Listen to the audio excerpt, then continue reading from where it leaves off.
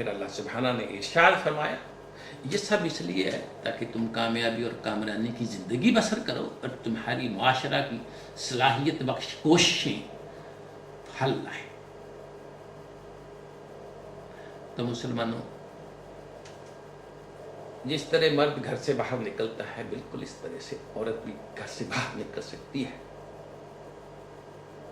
عورتوں کو گھروں کی چار دیواری میں محصور رکھنا، میں بار بار بتا چکا ہوں، دین اسلام میں قرآنی سزا ہے۔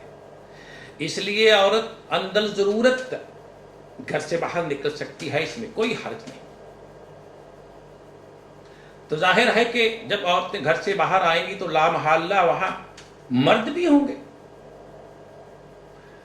لیکن مرد حضرات غور سے سن لیں، عورتوں سے کچھ کہنے سے پہلے قرآن کریم نے، اللہ سبحانہ نے سورہ نور میں مردوں کو مخاطب کرتے ہوئے کہا کہ دیکھو یہاں عورتیں بھی پھر رہی ہوں گی، یہاں عورتیں بھی پھر رہی ہیں، اس لیے انہیں گھورتے نہ پھرو، معمولاً اپنی نگاہیں نیچی کر کے چلو، انہیں بے باک نہ ہونے دو۔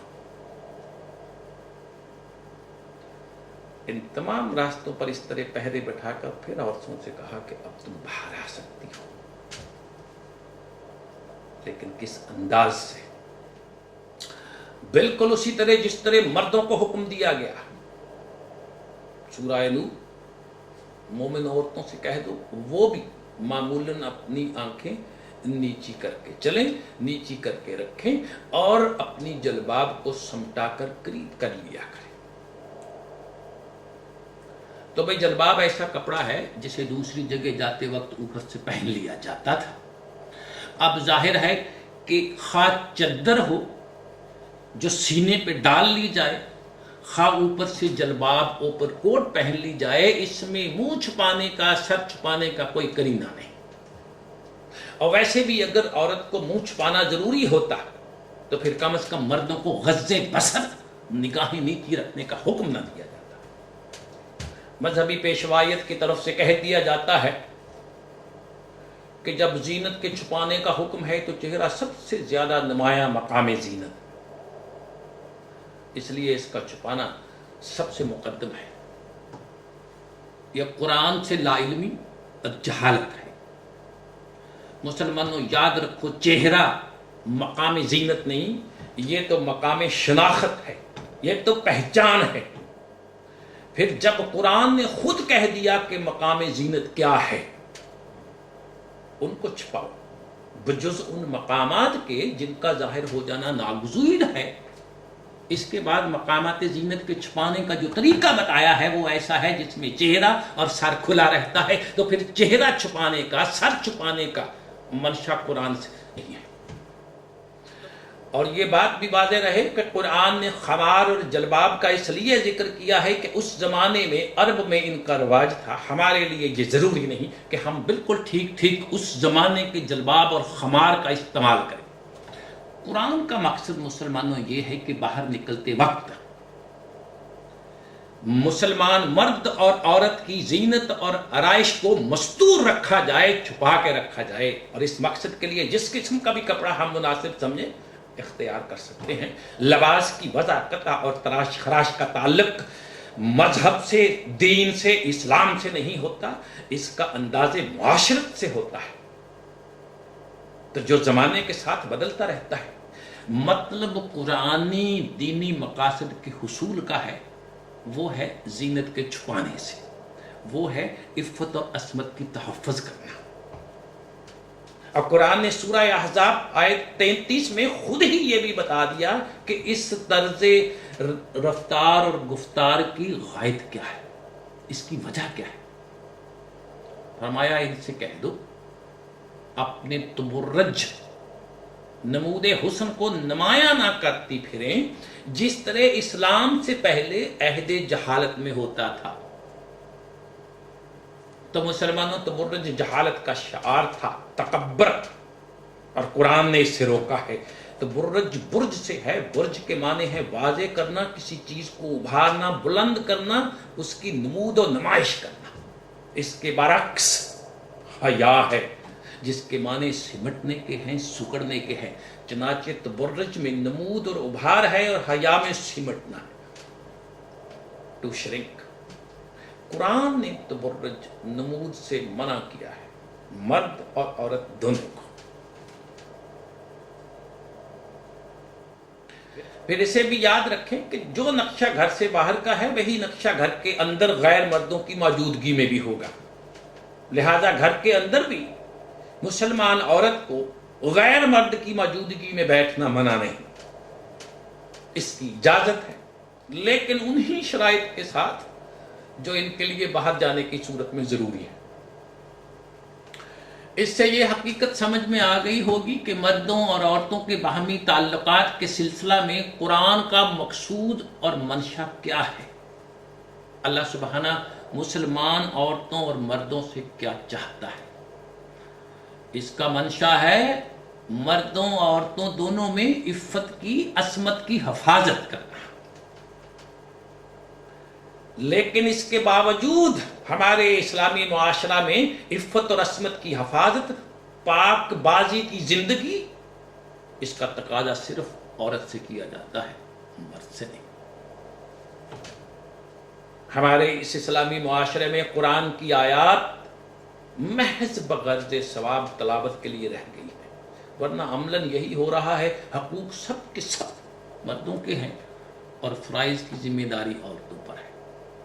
ارے اگر کسی کنواری لڑکی کے متعلق خدا نہ خواستہ کوئی بات یوں ہی نکل جائے تو وہ ساری عمر کے لیے مردود قرار پا جاتی ہے اور کوئی شریف گھر سے قبول کرنے کے لیے تیار نہیں ہوتا۔ لیکن انہی شرفا، انہی شریف گھروں میں جب لڑکے کے رشتے کے متعلق سوچا بھی جاتا ہے تو آغاز سخن اس طرح سے ہوتا ہے، لڑکے کی ماں اس کے باپ سے گلے کے طور پہ کہتی ہے کہ بیٹے کو کب تک اس طرح آوارہ ہونے دو گے؟ میں تمہیں کہتی رہی اس کے لچھن اچھے نظر نہیں آتے، آوارہ ہو رہا ہے، بری صحبتوں میں بیٹھ رہا ہے، لیکن تم نے میری ایک نہ سنی، اب آدھی رات تک باہر رہنے لگ گیا ہے، نہ جانے کہاں کہاں جھک مارتا پھرتا ہے۔ سبحان اللہ، لڑکوں کا کھلے بندے آوارہ ہو جانا کوئی معیوب بات نہیں، لیکن مسلمان لڑکی بیچاری کے متعلق یوں ہی غلط بات کا مشہور ہو جانا بھی اسے زندہ درگو کرنے کے لیے کافی ہے۔ ارے یہ تو رہا اس بیچاری کا بیاہ سے پہلے کا معاملہ، اب بیاہ کے بعد اگر بیوی کے متعلق میاں کو اتنا بھی معلوم ہو جائے کہ اس نے اس کے گھر کے بغیر اجازت کے باہر قدم رکھا ہے، خواہ وہ اپنے ماں باپ کی تیمار داری کے لیے ہی کیوں نہ گئی ہو، تو یہی جرم اس کی طلاق کے لیے محمول وجہ اور اس کی بدنامی کا بیک ثبوت بن جاتا ہے۔ لیکن اگر مرد کھلے بندوں آوارگی اختیار کر لے تو بھی ان کی شرافت میں کوئی فرق نہیں آتا۔ ارے جس معاشرہ میں عورت اور عفت اور عصمت کا تقاضا بھی عورت سے کیا جائے، مرد اس سے مستثنی ہے، اس معاشرہ میں وَلَهُمْ مِثْلَ الَّذِي عَلَيْنَا کی قرآنی میزان مساوات کا ذکر ہی بے معنی ہے۔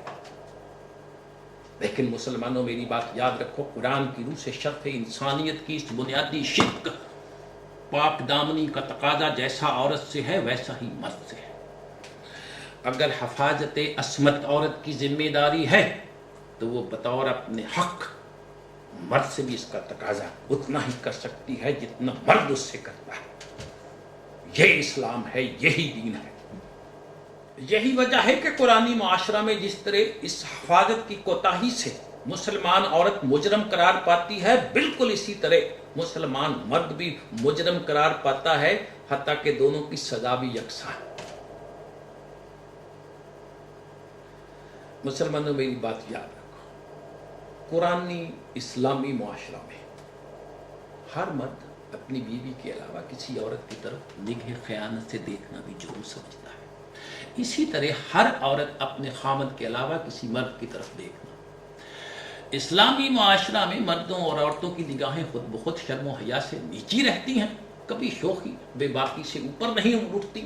اب رہے وہ مرد جو اپنے دل میں خیانتوں کو چھپائے ہوئے معاشرہ میں پھر رہے ہوں گے، ان کا پورا پورا علاج کیا جائے گا۔ قرآن نے یہاں مومن عورت کو اس انداز سے باہر نکلنے کے لیے کہا، اس کے ساتھ یہ بھی فرمایا کہ معاشرے کے بدنیت طبقہ کے ساتھ کیا سلوک کیا جائے۔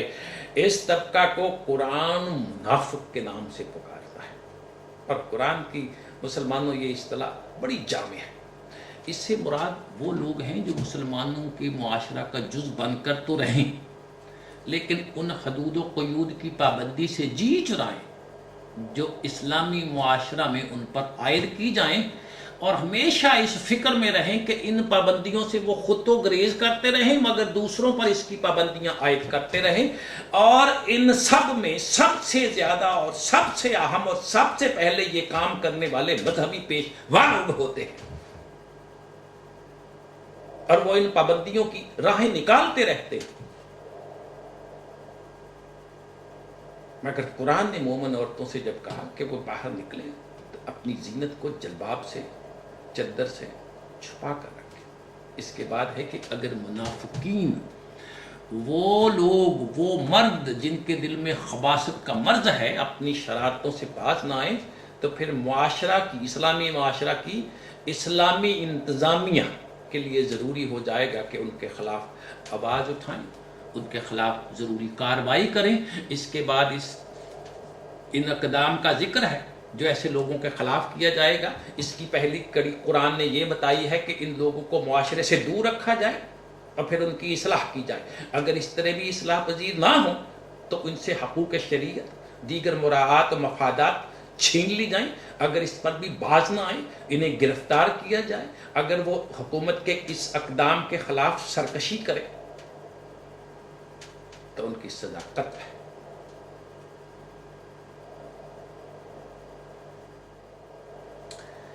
مسلمانوں، اسی تحفظ عفت اور عصمت کی وجہ سے قرآن کریم آئلی زندگی کو اسلامی معاشرہ میں بنیاد قرار دیتا ہے، اور قرآن نکاح کو میاں بیوی کے تعلقات اور آئلی زندگی کی بنیاد کہتا ہے۔